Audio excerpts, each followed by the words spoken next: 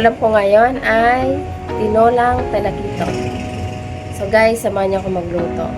Luto tayo ng tinolang talakito. Ito po yung ating talakito. So malalaki po yung slice niya guys. Yan po yung gagawin kong tinola. So mga my love, mag-start na tayong magluto. Dito ako magluto sa kawali guys, para makita nyo yung isda. Una guys, magpakulo muna tayo ng tubig para sa ating sabaw.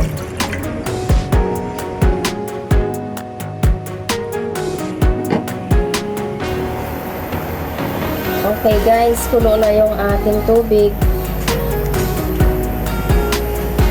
Unahin na natin ilagay itong ating kamatis at sibuyas. Lagyan na rin natin ng asin.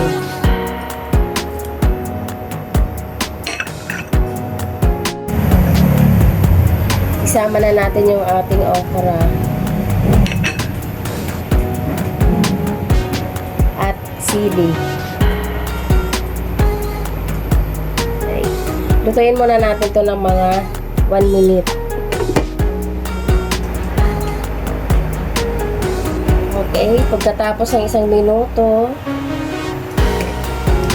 ilagay na natin yung ating isda.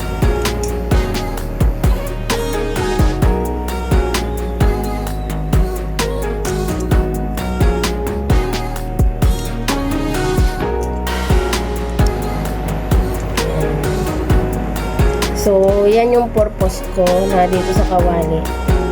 Para makita nyo yung isda. Itakpan natin ulit.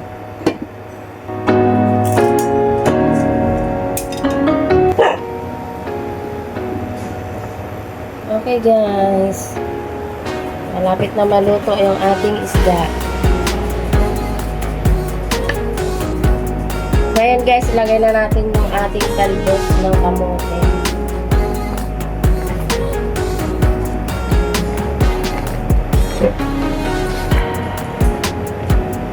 Kasi yung isda natin ay mabilis lang maluto. Ano, mga 15 minutes luto na ito. Luto na yung okra natin. Okay.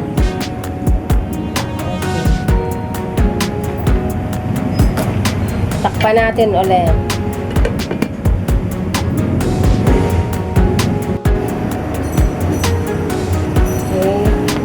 Ayaw naman nating ma-overcook yung ating mga gulay.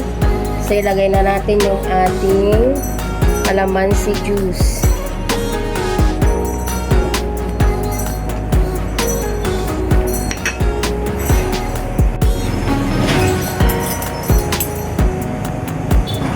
Huwag nating kalimutan tikman.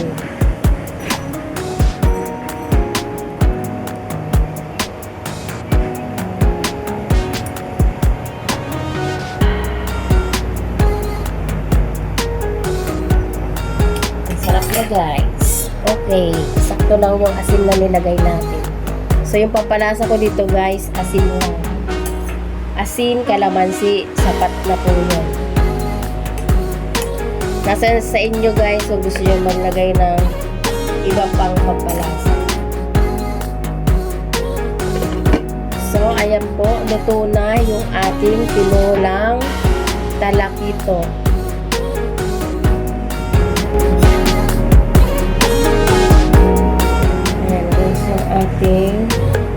Ayan guys yung ating isda. Lutong-luto na siya guys. Okay guys, thank you for watching. Kain na po tayo. Okay na to. See you again.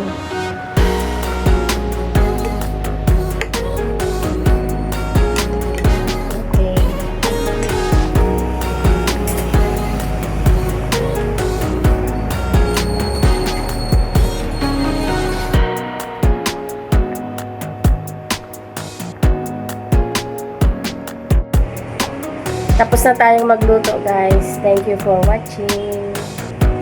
See you again.